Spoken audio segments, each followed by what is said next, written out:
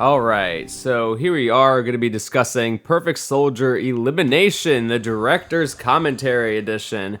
So there are a lot of fun things I want to talk about with this, considering now that Lone Wolves has come out and we've got a number of other machinimas set for the future. So let's start off with this shot right here. It's a shot with the television screen with all the news anchors talking. And it was actually kind of funny because we had this idea to kind of introduce the viewers to this world. Sort of a similar idea with this, at least with a montage of events showing the war happening, you know, soldiers dying, Covenant dying, but mostly just the humanity just kind of like losing the war. So then we stumbled across this television set in this very lonely room with this one little potted plant in a Halo Reach map, and we decided, you know what, let's just do a news broadcast.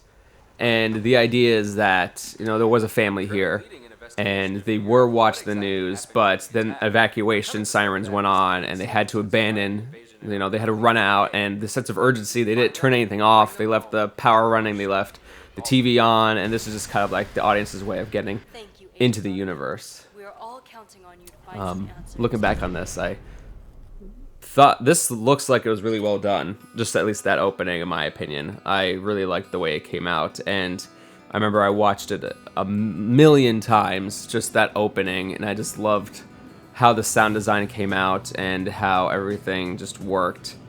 Funny thing was, we didn't use any Halo 4 sound bites right there. We used only Halo Reach, just to kind of make it feel a little bit, not out of place, but make it feel a little bit older than what is present on the screen right now.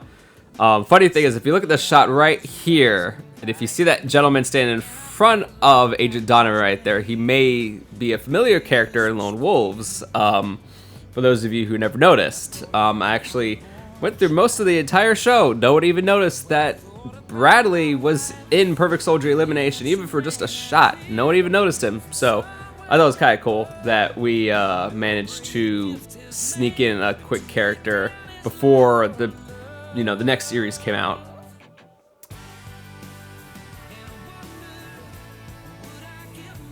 So I remember a lot of people really questioned whether or not we really needed this song in here. I remember at the time I really liked this song, but now honestly looking back on it, it doesn't flow well with the Halo theme. But moving on from here, in future shows, that song really plays true to Donovan and his character, and as this whole Perfect Soldier franchise progresses, the idea of that song, it makes sense. It's one of those things where, you know, this is something that is going to age better when you watch more shows. Kind of like Iron Man. Iron Man was this cool thing at the time, but in retrospect, if you watch Infinity War and then watch Iron Man, it's like, okay, Infinity War is definitely better, but now that I've seen Infinity War, Iron Man is a little bit more interesting, because there are callbacks to both. Like, there are things that connect the two, and it makes it, oh wow, this, you know, thing is referenced to Iron Man, or like this moment is foreshadowed in Iron Man. So it's just like things like that. Like, I feel like Perfect Soldier Elimination, it's kind of like that, where it's not a groundbreaking thing at the time, but it's gonna age better. Not much else we can do to fight back. Pull back to the closest outpost, restock supplies, get some aid, then bring all of the forces back here. No use wasting our time there. Yes, sir. Dismissed. I remember filming this scene. This first scene with Anderson. We had the voiceovers and everything in there, and everything went great. But I remember we filmed that scene at least 3 or 4 times because for some reason none of it just looked right. And to be fair, this was our first machinima in Halo 4, so there were things that we just didn't know how it was going to translate, because we did a quick test run in Halo Reach.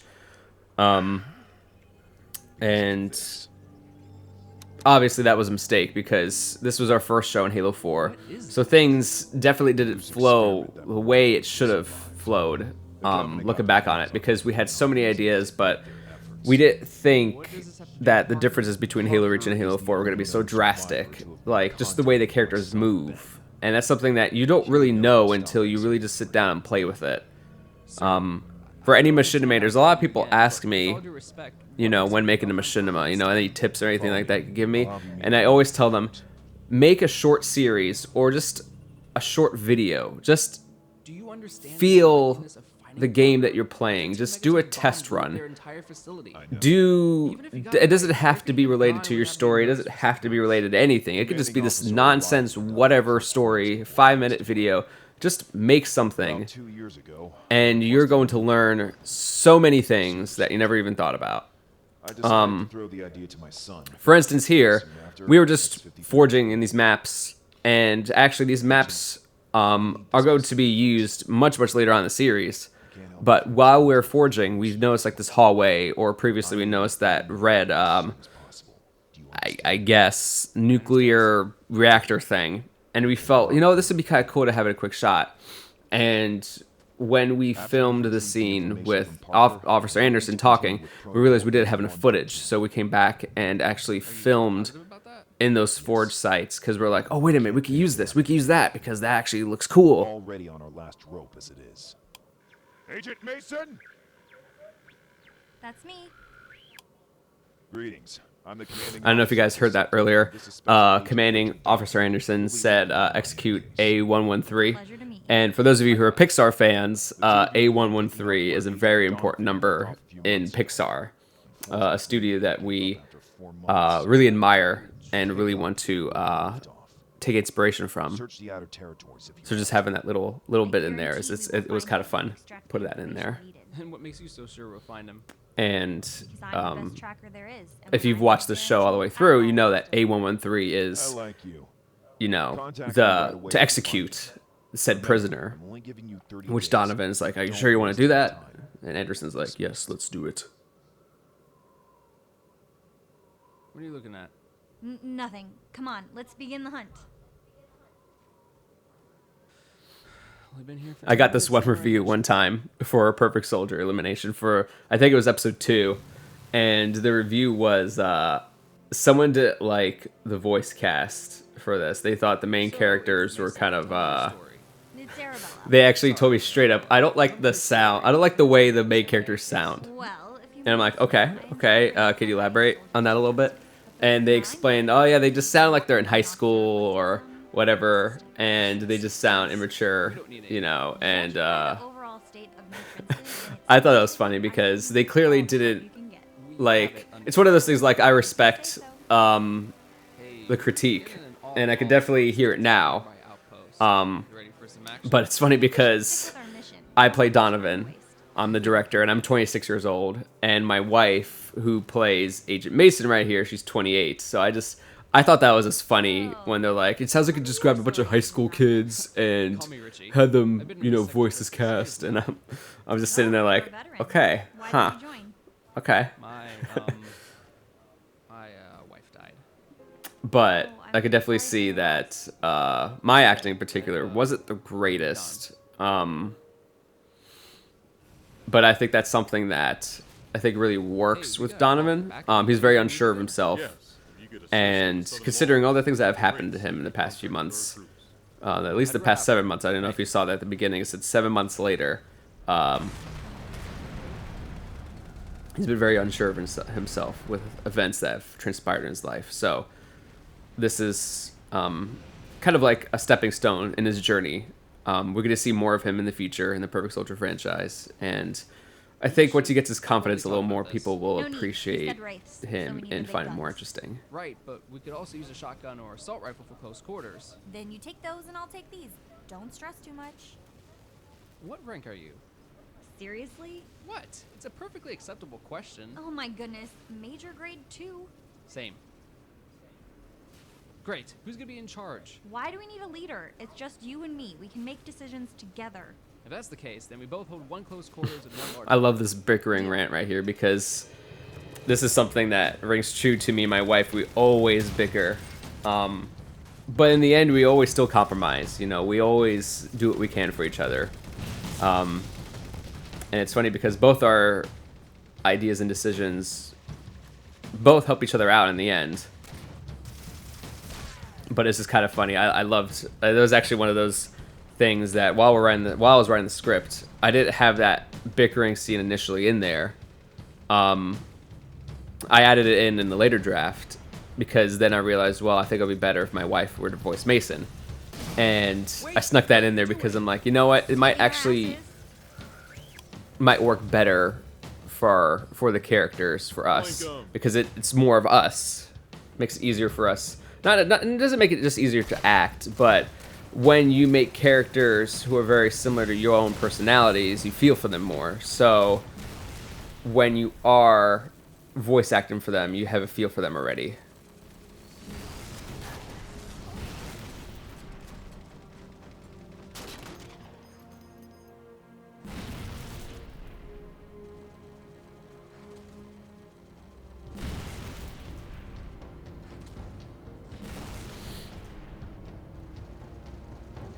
In my original script for this, I really love the way this came out pacing-wise. This shot right here took forever. I remember those. I was sitting here playing with 2 or 3 of my friends online, and they controlled the Banshee, and I controlled like Mason and a background character. Just the background character was just running across. It took forever to make that shot work. It took us, I think, a good 2 hours to make that shot work. And then we go back and we find out all the audio doesn't work whatsoever because Halo 4 has this weird thing where if the camera is not facing a certain direction, the audio sounds different. So when we recorded that, we're like, shoot, it doesn't work whatsoever. So we actually took a sound of a Furod gun from Halo Reach and put that sound over the video right there, and it actually worked so much better than what the Halo 4 soundbite was. That's all. I don't think I could ever do that. Even I don't have as much confidence in myself. Don't underestimate yourself. You're much braver than you think. Thanks. But seriously though, don't do that again. You could have been killed. All right. So where are we heading? To the outskirts of Operation Perfection. That's where I left off. How close is the main facility from here? Not far. Why? There's nothing there. I want to investigate the actual facility. There is no facility. Okay, well, whatever's left of it. There's no reason to... Look, Rich, I don't care if you've been to a certain location already. I want to double check before moving along anywhere. Besides, we agreed on compromises, and last time I checked, you're the one who wanted to help this outpost, not me. So you owe me this one. Let's go to Operation Perfection. I am definitely not wearing the pants in this relationship.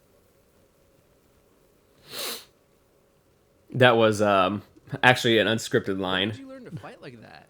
My wife did her voiceovers for that scene, A few months ago, I and went to a small town. after she said that, Pretend it was a I just sat there silently, and I felt that I had to say something, so I responded with that. I'm definitely not wearing the pants of this relationship line, What happened? and she thought it was funny, so I kept it in Rumor there. has it he got transferred to Operation Perfection before the explosion happened. Well, that sucks for him. I remember So, when we filmed this scene, it was a very odd scene. It was very oddly paced. We actually, I had to redo all my lines, and my wife had to redo all of hers. For some reason, it just didn't work the first take. So when I went back, this is actually a weird blend of 2 different takes. One where Donovan was much more No, my kind of hesitant on telling her about his story, every so often. but the first one he was very open.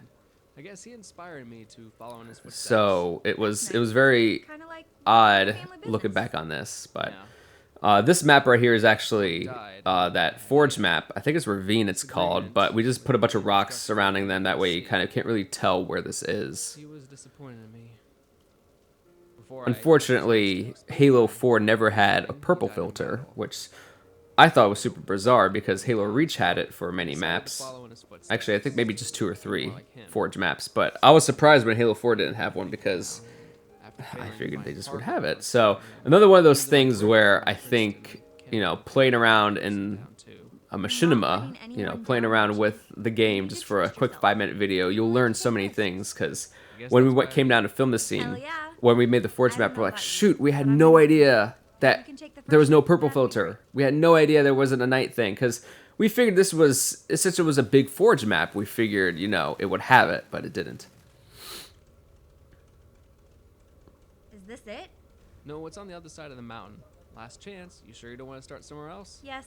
Come on, let's go. All right.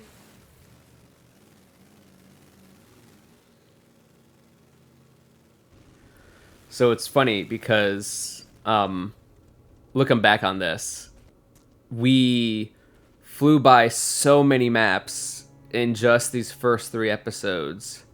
You know, we got Landfall, we have, well, this map, we had that Forge map, the outside, we had Ravine, even though Ravine we could probably use again. We flew by so many maps these first 3 episodes.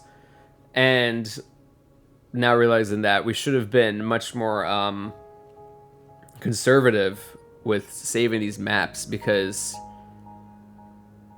we just flew by them so fast, and it actually affected us in the future, because we got a show coming out soon called Reclaimer. I don't know if anyone has seen the footage of it yet, but for Reclaimer, Reclaimer is going to be our last Halo 4 machinima, and after Perfect Soldier Elimination and Lone Wolves, we got to this situation where we're like, there's not that many maps that we haven't used. We've used almost all of them. And what stinks is Halo Reach, you can use the campaign, you can use so many other things, and Halo 5 had such great Forge maps that we had to stick with Halo 4, but it was just one of those things where we didn't realize Halo 4 actually had the least amount of forgeable maps that we could have utilized compared to Halo Reach and Halo 5. So we kind of put ourselves in a box right there. Or that. And when Halo Infinite comes out, we are definitely going to try to be a little bit more conservative with the maps, but at the same time, we want to showcase what Halo Infinite will have.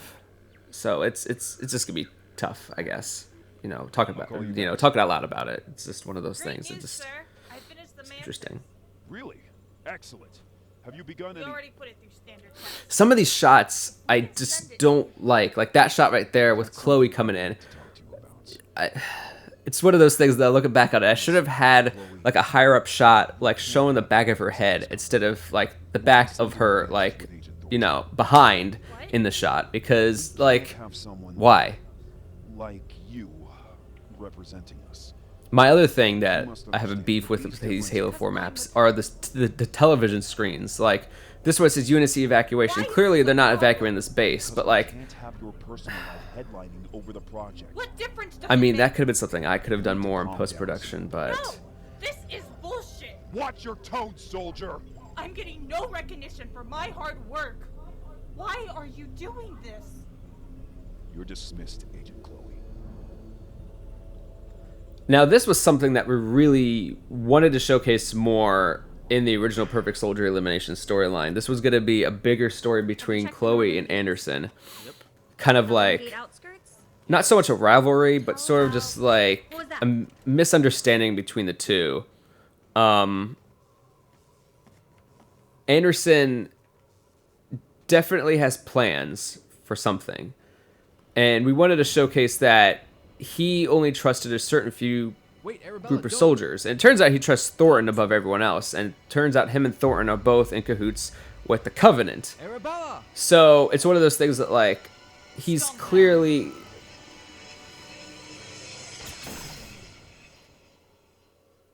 I love the way that cut, because it was so... Wait up. When the episode came out, it was such a dramatic moment. Like, whoa, who are these guys? What the heck's happening? Why not? Why do you think?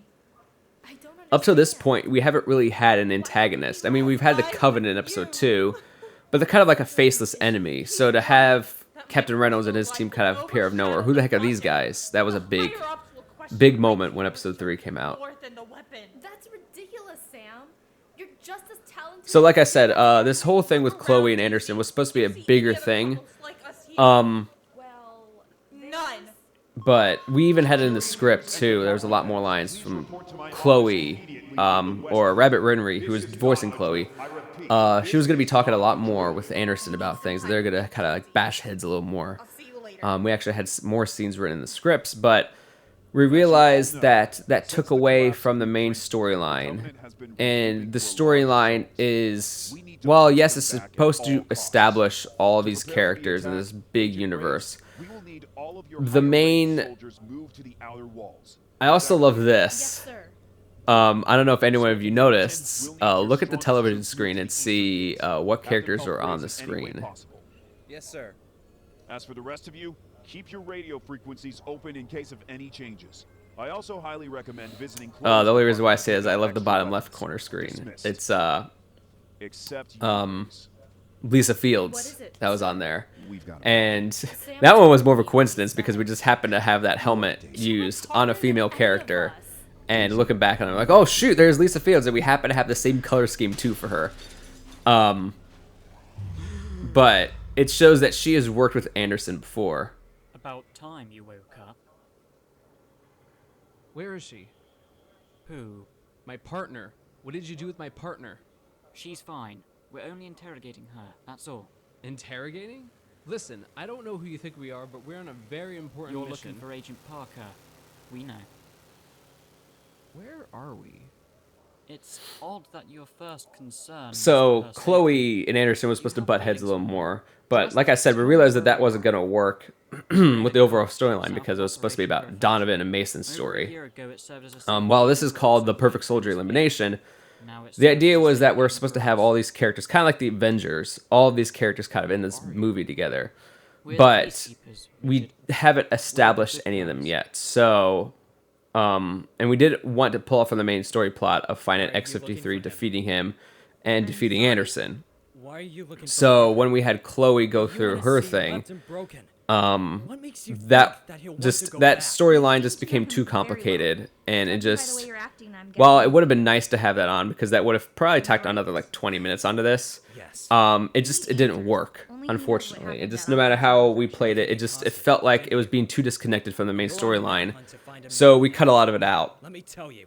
But luckily we left enough of it in so that way when Reclaimer comes out, because Reclaimer is about Agent Chloe. So to see her kind of have this personality, this kind of tough attitude against Anderson, this really establishes her character for Reclaimer, which is important. But there's a scene ago with Captain Reynolds and Donovan talking, and I actually really loved that scene because Reynolds, as you all know, has his own show called Lone Wolves. Donovan's his own character, and he's going to get his own show eventually.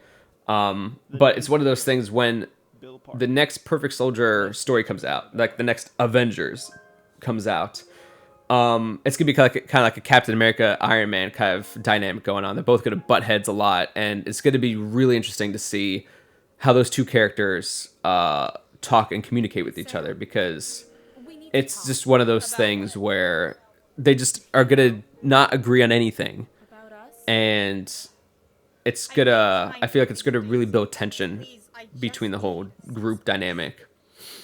Okay. This scene right here with Chloe and Reyes, I actually really liked. I liked You know where they are.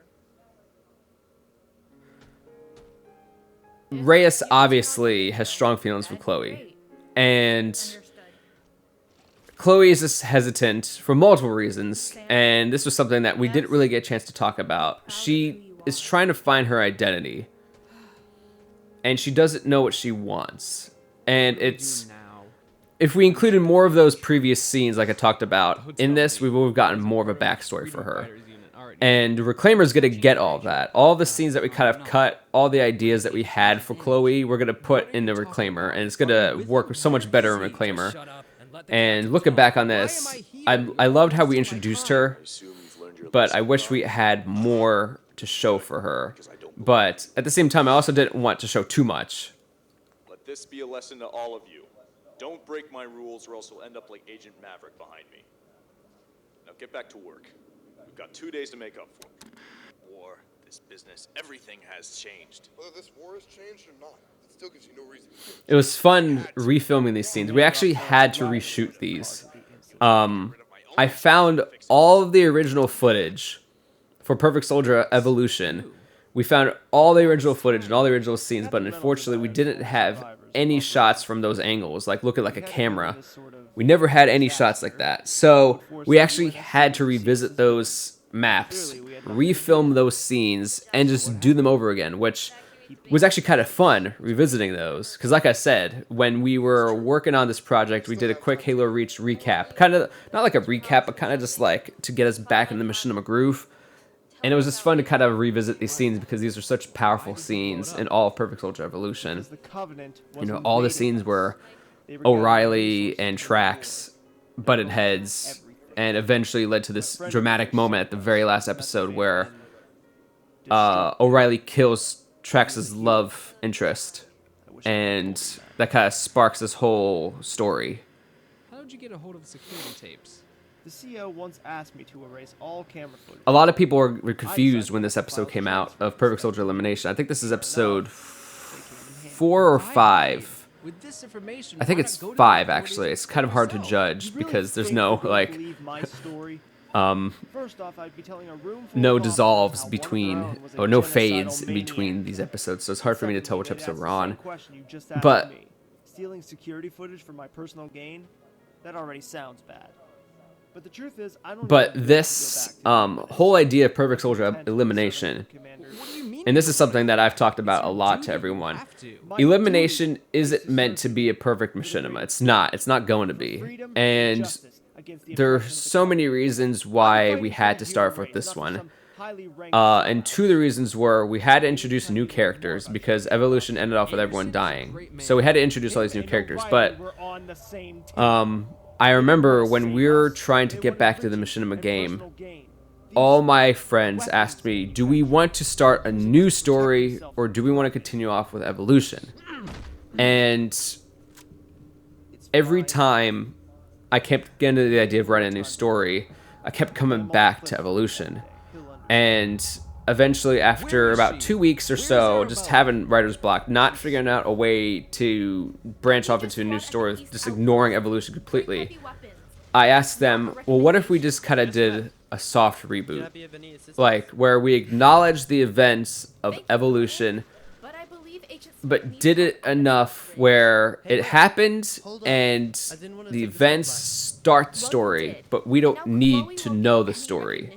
If that makes any sense. It was kind of hard to convey that message to everyone, but everyone kind of got it. Elimination really is just a remake sequel of Evolution. In a lot of ways. Anderson is a lot like O'Reilly, and Donovan and Mason are a lot like Trax and Miranda Wells. So we obviously make a lot of callbacks to Evolution. For our fans who were there with us about 10 years ago, who watched our first Machinima and enjoyed it. But this show, we wanted it to also feel like it's not connected to, like it's connected to it, but not like a personal connection. And the only person with a personal connection to Evolution, only people are Agent Parker and Captain Reynolds. In this one, in this story, we don't really talk about Reynolds' backstory that much, which is on purpose because we want to talk about Reynolds' backstory in Lone Wolves. But Parker has a very deep personal connection with the characters in Evolution because his character was a very important character in Evolution. Parker played a big role, and it was kind of disappointing that we couldn't get the original voice actor who was one of my close friends in high school. We couldn't get him to come back and revisit Parker. Unfortunately, we couldn't do that. It wasn't going to happen. So we found Eric Smith, or Smitty Smash, who did a phenomenal job with playing Parker in this because he sounds just like Parker, and he delivers his lines almost exactly like Parker did in Perfect Soldier Evolution. So while it's not flawless, it's definitely a very nice flow. And by the way, this shot right here took freaking forever to film. That shot right there. But I loved that shot. In fact, that's probably my favorite shot in this entire show. Just, it has a very Saving Private Ryan feel to it. Like, the foreground has all these soldiers shooting. The background, there's a tank blowing up. And in the middle, between all that madness, here's our main hero running through the battle with a rocket launcher ready to just blow everything up. So, and this was this battle scene was filmed before the episode 2 battle.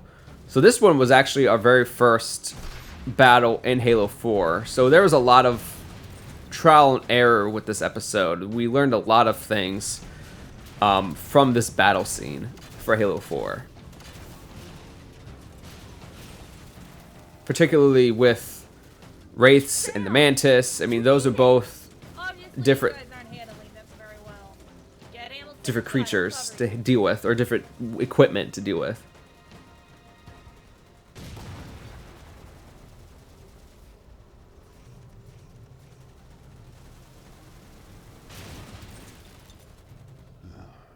Great.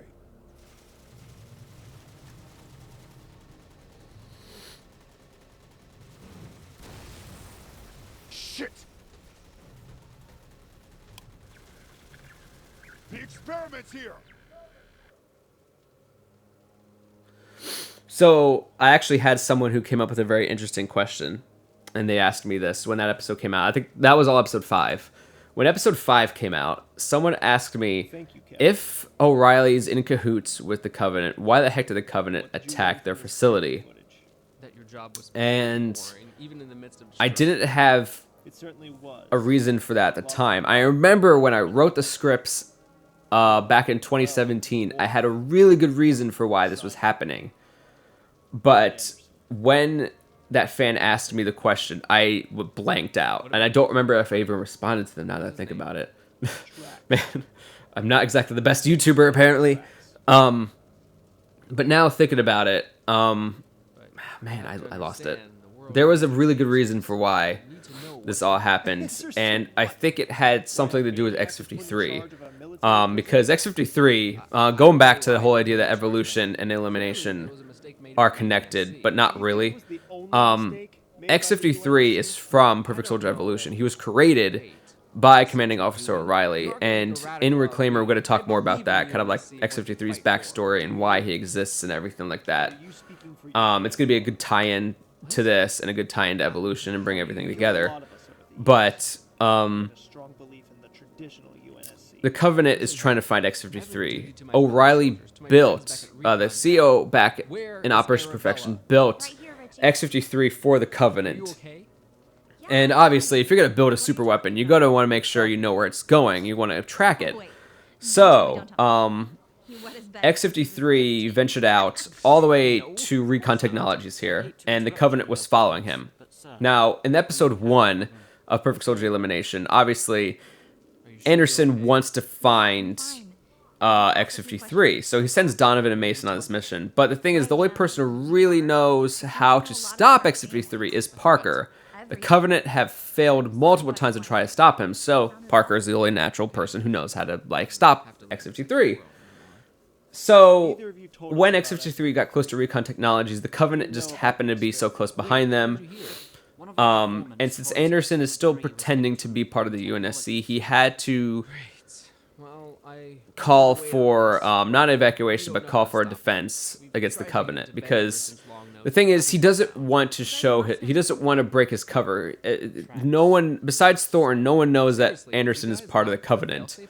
So, when X-53 showed up on their doorstep, because X-53 is a mindless, destroying machine, he doesn't know what he's doing. So, the Covenant's chasing him behind him, and then now he's breaking into this facility, trying to get refuge from the Covenant. Now, these humans are shooting at him, too. And here's some little backstory about X-53. That he was created by O'Reilly. He was a failed experiment. So, kind of like a zombie? Kind of. But smart, quick, and indestructible. The CEO experimented with dead soldiers for the longest time, hoping to bring some of them back. That's pretty messed up. You're telling me. X-53 is powerful, I'd give him that. But something about his programming never clicked right. Now he views all humans as threats. How can I stop him? I just now realized I completely There's botched no way in hell you can stop him. the 16:9 aspect ratio on those two video clips. That's really going to bother me now. I don't know how I managed to go 2 years without noticing I will that. go with you to clear my name, to tell the world my I'm definitely have to story, go give back you and what fix you that. want. And I'll even stop X-53 for you. Are you serious? If, and only if, I get to negotiate with the Chief Commander. I need to talk to Anderson first. Now, I love this shot right here, because look at Captain Reynolds. He's so far from everyone in that shot. And that's actually really important to remember that, because Reynolds and Parker, while, yes, they're on the same side, in Lone Wolves, Reynolds talks about how him and Parker kind of don't really trust, like, they both don't trust Donovan. But Reynolds questions it more, and Parker just kind of says, you know, we have to trust Donovan. You know, we have to trust him. But overall, he was the most amazing officer in the UNSC. So this scene actually confused some people, but that shot of Anderson looking at the shotgun, that's actually O'Reilly's shotgun.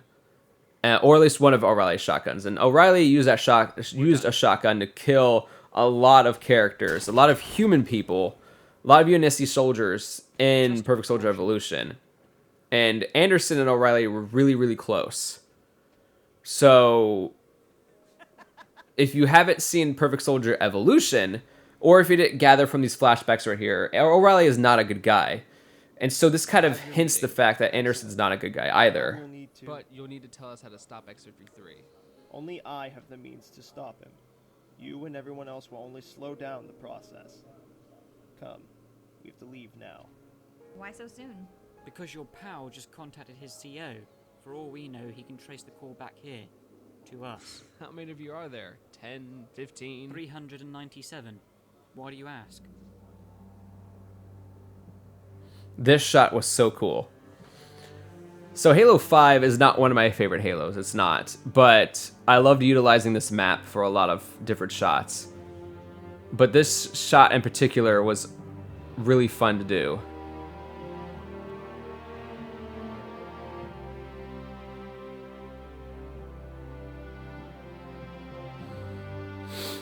So we added this green screen effect to the characters because we used just the Halo 4 green screen. And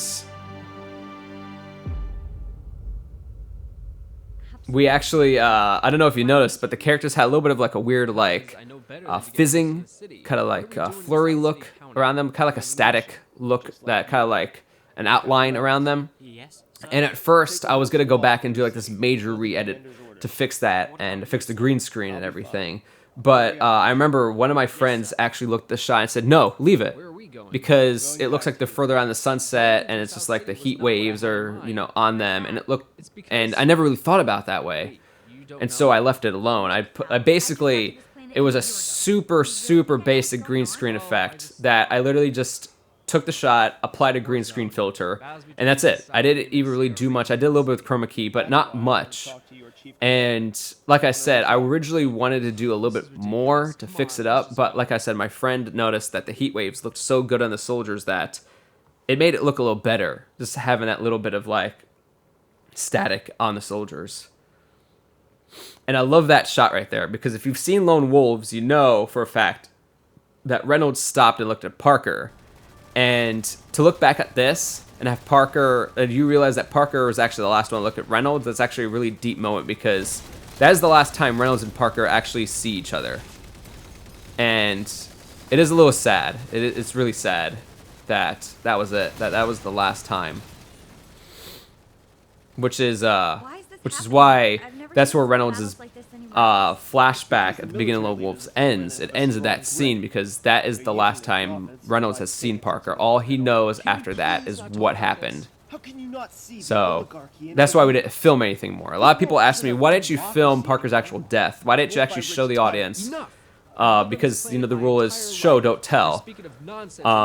But the reason why we didn't show is because the whole beginning of Lone Wolves is Parker's, or not Parker, is Reynolds' perspective on Perfect Soldier Elimination. And that's why we didn't film anything after that, because that scene was the final scene. This planet, it's already been sold to the Covenant. Your leaders are just trying to kill us off before the elites take over. What proof do you have of this? It's such a ridiculous notion. O'Reilly spoke with Covenant leaders and sold them powerful weapons to buy himself a ticket to safety. X-53 was one of those weapons. Just stop. Who do you think Anderson is working for? Have you ever spoken to this so-called chief commander? That's enough, you two. No more bickering. I've had enough of your politics. Glad to know you're on my side. Who said I was? I'm on neither side. Look, as far as Parker is concerned, maybe he's right. For all you know, maybe your leaders are just big sellouts. Oh, come on. How can you side But with... at the same time, Parker could be going crazy along with the other terrified soldiers of this world. War makes us do crazy things. So I'm not ruling anyone out. For right now, I just want to get out of here and head back to Recon Technologies. Deal? I'm okay with that. Richie? I agree too. Let's just end this mission already. I actually really love that whole Just stand scene. idly by and watch. Um, I'm sorry, I'll be back. Damn it, Parker! I love that Hey, scene wait, because Arabella. I love how We're a team. these characters Now when he's bicker forced to persecute others and and show what they all besides, stand for. Someone has to protect him. Because it doesn't just show what they stand for, it shows their personalities too.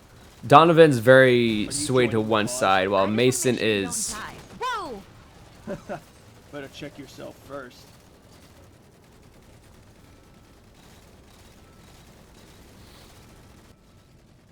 You're an agent of the UNSC, correct? That's right. Why aren't you stopping me?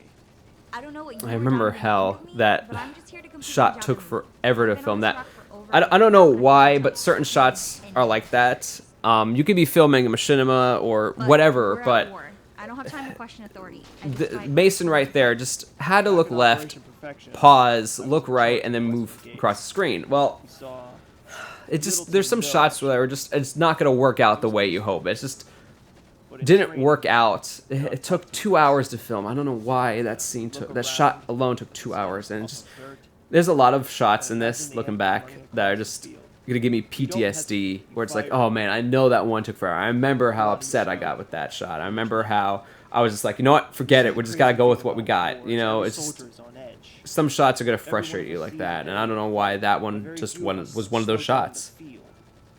I've grown to the idea of judging the situation before jumping into it. Mind you, I'm a little older. I and love wiser this now, speech that but over the years, I've learned which people are worth Parker is saying. This was actually almost word for word an ex-sergeant told me. caught up on a group of This older officers gentleman to check in with the CO after he was in murdered the Afghanistan. head engineer. And they think that right after, you know, I think 2008, that's when he like retired, or he, They weren't able to inform you know, the he UNSC left of what the military.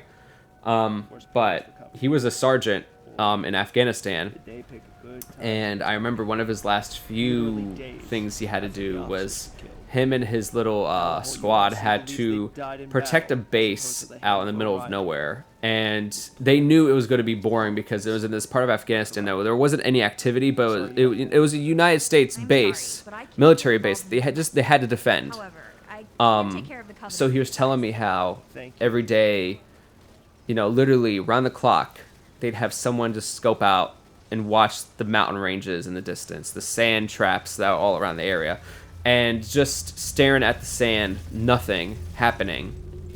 And he was telling me how this one day that one of his soldiers thought they saw something because they saw this puff of like just smoke, like a little like sand tornado, but they thought it was something. So that soldier fired immediately without even like talking to anyone else, without even requesting the sergeant's permission. He just fired. And naturally, you know, when you hear a gunshot in the middle of nowhere, you and everyone else start panicking, like, oh crap, maybe something is gonna happen.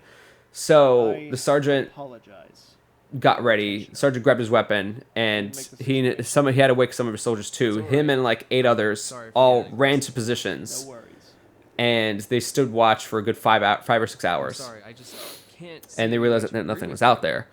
So he was telling me that a lot of soldiers don't feel the situation because they're just trained to always have their eyes wide open, just to, you know, be alert, but they never feel a situation. Maybe there's nothing out there, but that soldier didn't hesitate to feel. He just kind of fired, just because when you're in the military, that's what you're kind of programmed to do. You're programmed to react instead of think.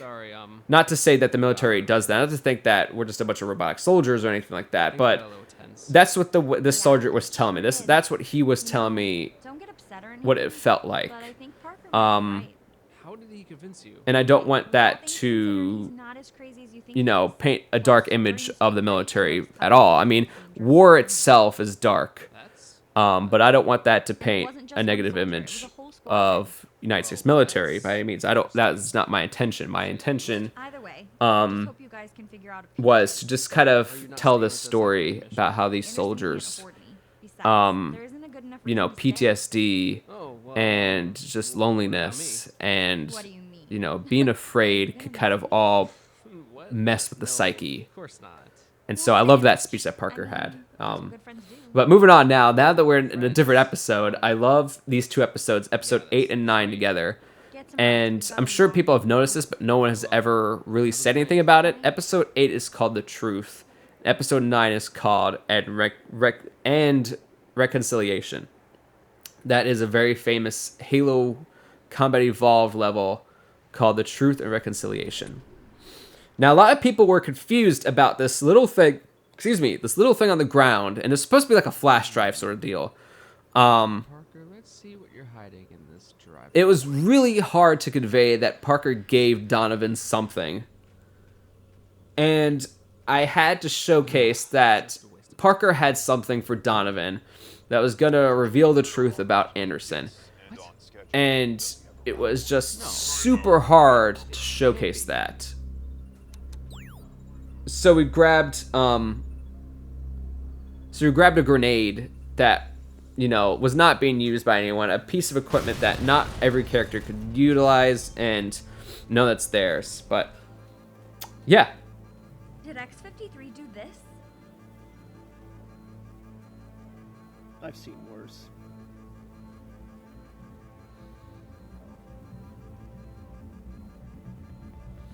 I also love this shot too. I love the layering of all these vehicles. That was actually one of the last few shots we filmed of this show. Because by that point we figured out how long vehicles take before they respawn, how long they could sit there being damaged, or how damaged they can be before they immediately disappear. So we were playing around with a lot of stuff. Actually, that shot was a lot of testing out to see how everything would work.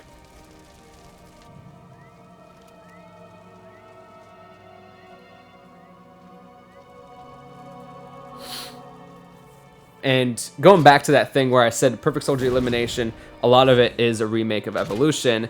This scene in particular is straight up from Evolution. Even the music's exactly the same.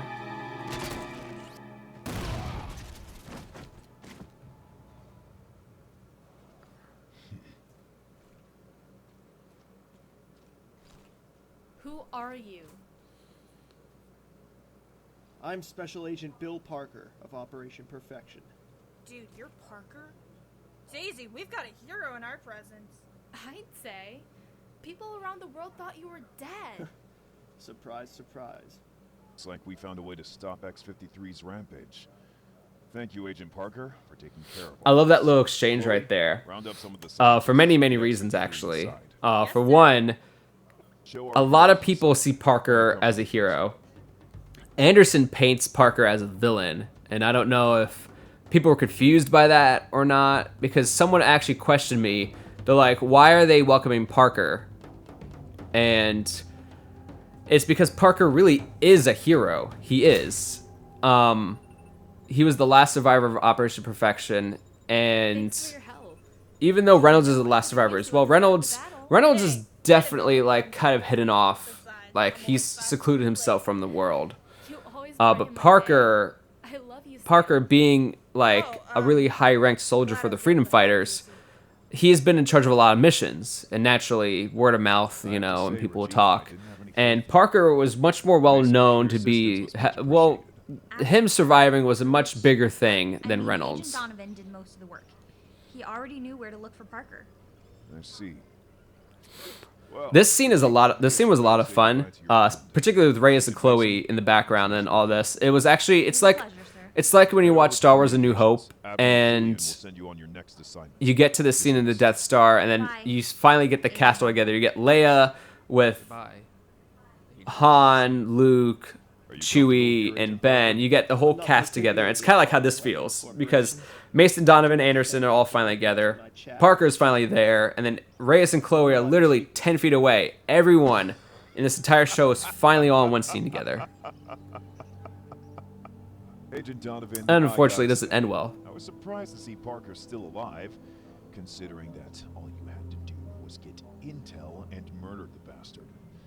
But bringing him alive seems far more humorous. You were supposed to kill me? What about our deal? I'm sorry, but I never actually called. You backstabbed me? And with good intentions. You didn't have to shoot him. I gave you strict orders to carry out, and you still failed me! You wouldn't tell me X-53's weakness. Then you should have forced the information from him! You know what, Richie? I'm done with your failures. Base! Lock up our friend for treason. He's obviously been brainwashed to believe Parker's stories. That's not true. Then explain why he was still alive up till today. Explain that. Chloe! Take Parker's EMP launcher. Destroy it. Make sure nothing else can stop X-53. What are you planning to do with X-53? We'll make him stronger and use him against the freedom fighters. You can't do that. Negotiate peacefully with them. I don't give it to cowards. Knock him out! I'm sorry, Richie.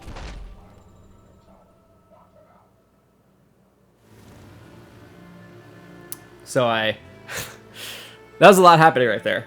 And I was honestly just like in awe of like, you know what? That worked much better than I had hoped. That scene alone worked out really well. This song, on the other hand, I don't know who composed it. And I remember when this episode came out, I wrote in the comments, if anyone knows who this composer is, please. Because we found this song one day online. And it was from one of those royalty-free sites. And I remember we really liked this song. Parker, where's Donovan? They're at Recon Technologies. I got redeployed. I'm on my way to Crystal Beach to aid another base. No, you're not.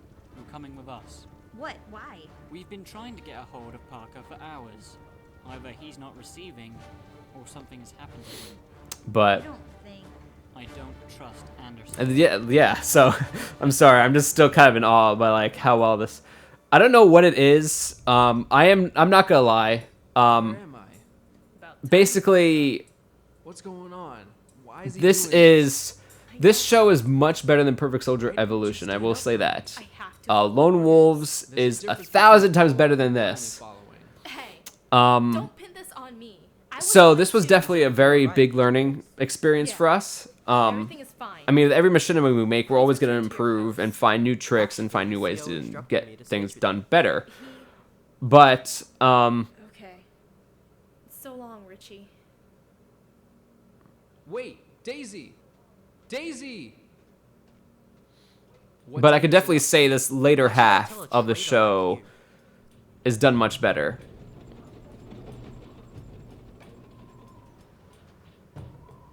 This episode alone, episode 11, every scene in this was fun to film. Like, that scene with him in the jail cell, the scene with Donovan and Reynolds at the beginning, and this scene right here was a lot of fun. I really feel like we found our footing in episode 10. We really figured out what we needed, what kind of show we needed this to be. Episode 9, there were some things, but the thing that was really interesting about this was, and I'm sure a lot of people know this from a film schedule perspective, we filmed all this very much out of order. Episode 9 was actually the very first episode we filmed, and it's funny because after we filmed episode 9, then we filmed, everything else. I don't remember what the schedule was, but episode 11, 12, and 13 we filmed in order. So like everything here on out, we filmed in chronological order, and we really found our footing, I think, by this point. We really knew what we wanted to convey, and even this scene right here alone shows Reyes's like feelings for Chloe, because just her switching the camera to watch Chloe, even though it's a little bit of a stalkerish kind of situation, it feels genuine. It feels like she's caring. Whoa! They don't mean any harm. They're just looking for Parker. I hate to be the bringer of bad news, but Parker is dead. What? Shh. Come with me. So, how'd they brainwash you? Probing? Propaganda? That shot right there was actually Neither are they. we didn't at the time we didn't know how to lower a character's weapon and have them turn. Because we didn't realize you could just hold all the other buttons and then down the D-pad final. So we actually reversed that. That last shot with Reyes lowering her weapon and turning, that was all done in reverse. And we thought we were so clever with doing that. And then literally, I think in this episode, or later on, a few scenes later, we actually figure out how to actually lower weapons. And we're like, well, shoot, we're stupid. How did we not figure this out? And what if the chain of command is already broken? That's enough. Arabella, you came back. I had to take care of something before I left. What happened? Parker was right about everything. The chief commander, and Anderson, and he killed Parker. One thing that I think could have been done better was that with Thornton's kind of like punching. There's too much of a pause, I think, between Thornton raising his weapon and finally firing. Care what happens to us. Richie, what you're saying is... One person actually made an interesting observation. They watched Perfect Soldier Evolution, watched all Perfect Soldier Elimination, and watched Lone Wolves. And they noticed a lot of similarities. And this is probably just poor writing on my part, because I wrote and directed all three of these. They noticed how every one of these machinimas involves the main character being in prison for a short while, a backstabbing CO, and a scene involving a rescue. And oh, what was the other thing? There was another really important thing. Oh gosh. It's fun. Motivation. There are many forms of it. But fear. Man, I don't remember what it was, but Fear is the most effective. oh yeah, and the facility basically blowing up at the end. It's like, that's where you know it's a Perfect Soldier story, because it has these three things in it. Fear will be my motivator.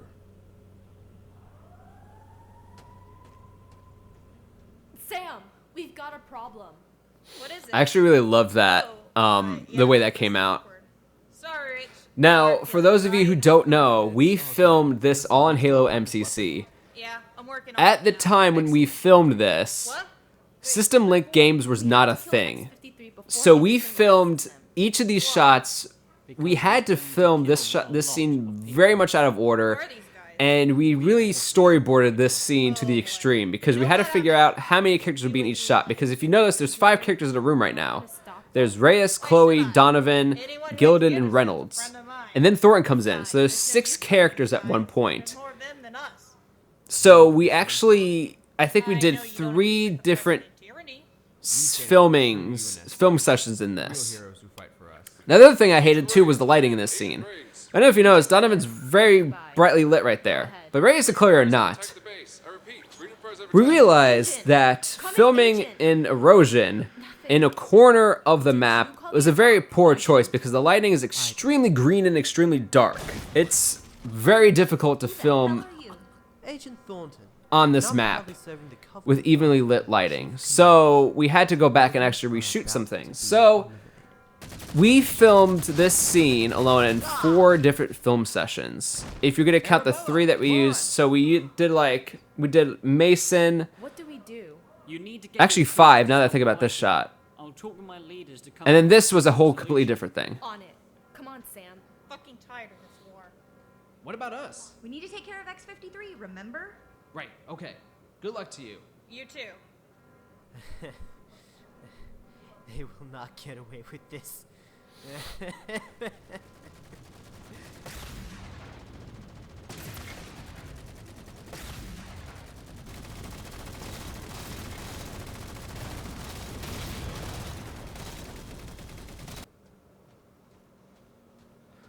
Now this character right here with the, I don't know if you saw the EVA helmet, Sergeant Peverly, he was going to play a much bigger role in this. But we got to a point where we realized there's just too many characters. And now's the time to run.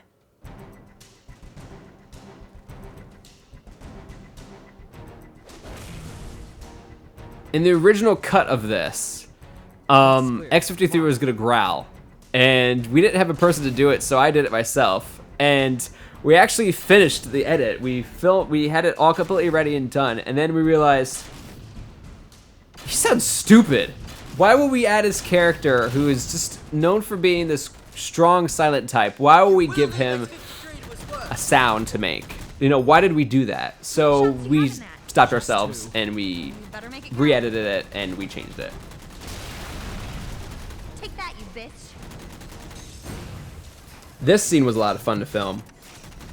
This was actually one of the last few scenes I mean, this is the last scene in episode 11, but I think we did film some of episode 12 and 13 before this.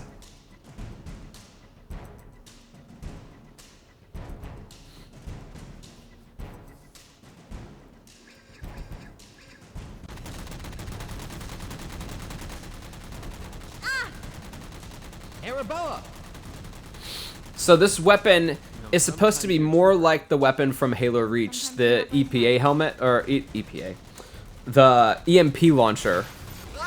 I'm thinking of helmets now. It's supposed to be more like the EMP launcher.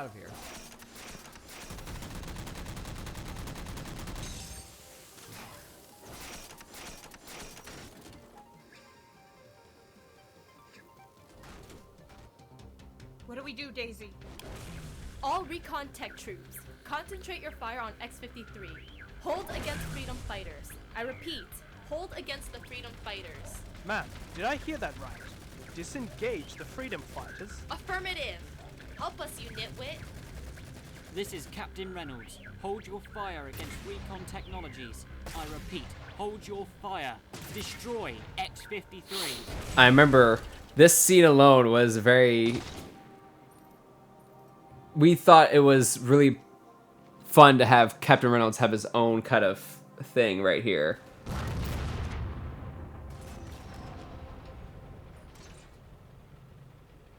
And this scene alone is kind of like, it feels very like Avenger-esque, because you got all these characters who are all helping each other to defeat one big bad guy, and that's X-53.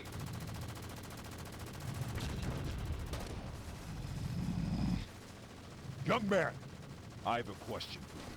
And I love how all these soldiers are kind of working together to stop X-53. Because like you had Chloe Reyes and then Captain Reynolds, and it just, I don't know. I geek out at moments like this. I liked it. And a lot of people thought it was kind of cheesy, but I mean, yeah, it's kind of cheesy, but I think some cheesy things work. And this shot in particular, I absolutely love this shot. We need to get him out of there. How? Now this episode is called The Monster, and a lot of people thought the monster was referring to either Anderson or another character or X-53, but it's actually referring to Anderson. Didn't think I'd see that happen. Wait, Richie, I've got Yeah, Anderson's the monster in this, and that's for, spoiler alert, for when he kills some characters later on.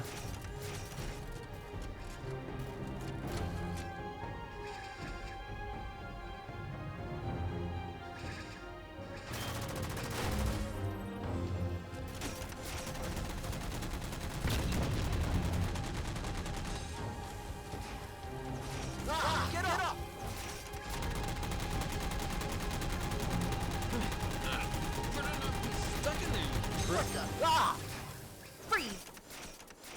You don't understand. Humanity needs to be rid of these filth. Only the pure will prevail. Only the truth. That's for stealing my project, asshole. I love that.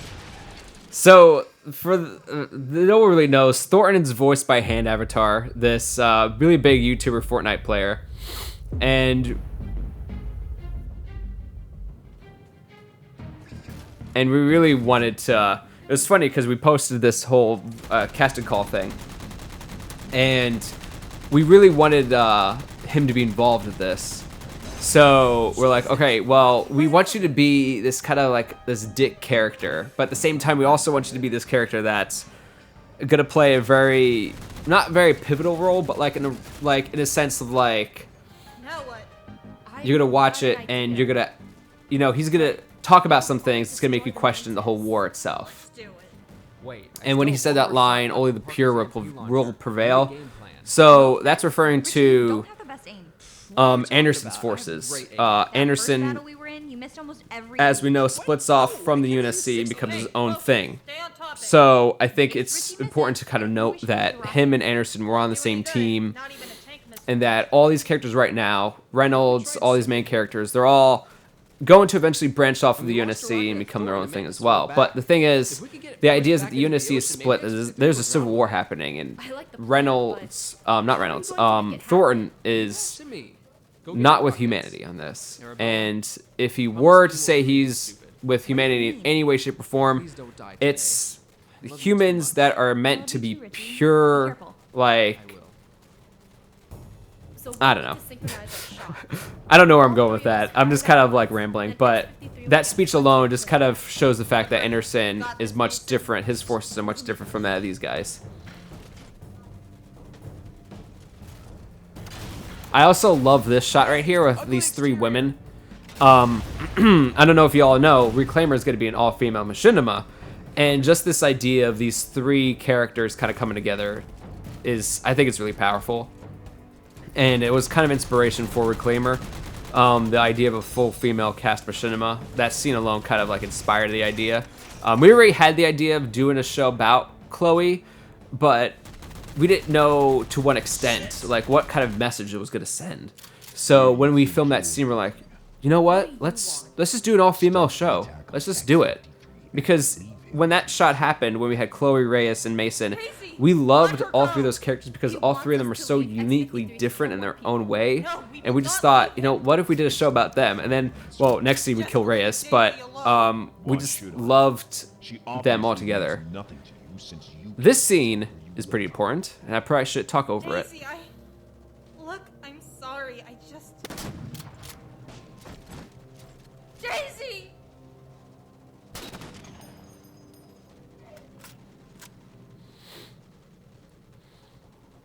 Sam, where are you? We need assistance, now!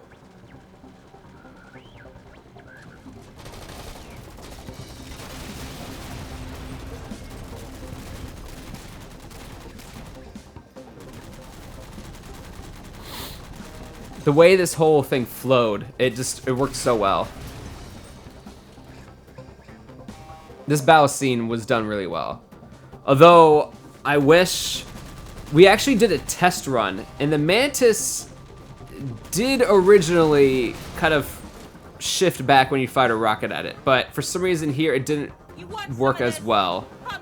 Also, this is the only scene where we filmed with more than 4 characters, because at this point MCC had a major update, and we were able to finally film more with 4 characters. So in this scene actually was done well, not the scene with Anderson, but this whole scene, this whole battle scene was done in one one film session, because we were able to system link and we had 8 characters on screen at once. So this made things a heck of a lot better and easier for us to work on.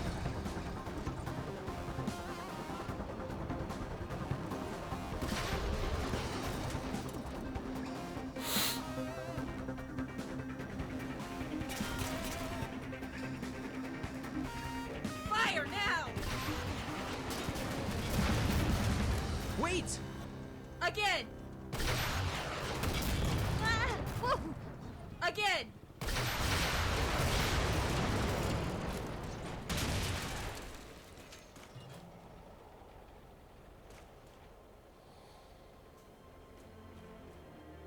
That thing was jammed, but Thornton was. And this point right here, everyone kind of just runs off to do their own thing. And this scene alone is supposed to be a great way to end Perfect Soldier Elimination and to set up for the future. What do we do? What do you mean? Are we part of the Freedom Fighters now? I'll be joining. As Donovan asks right now, what happens now? You don't have to be like your grandfather. Be your own person. Trust yourself.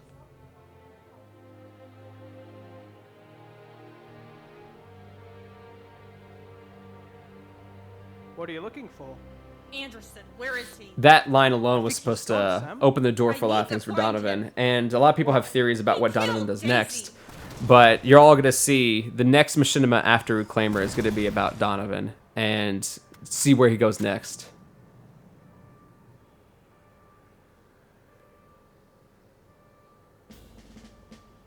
And here we go, introducing Commander Wells. I'm Commander Peter Wells, head of this Freedom Fighters unit. We're here to help. And if you look over his left shoulder, right back there is actually, oh man, what's his name? Hudson from Lone Wolves. So there we go. That's the machinima right there. That's Perfect Soldier Elimination. A lot of fun facts, a lot of fun little details that maybe a lot of you missed. But here's the post-credit scene. We were going to have credits, but we never got a chance to actually really write the credits down. But post-credit scene, X-53 is still alive. So people asked, when are we going to revisit him? Well, you'll see in the future. So thanks for listening, everyone. Like, comment, subscribe if you like this. And as usual, you know, keep an eye out for any future missions we got. So thank you for watching, everyone.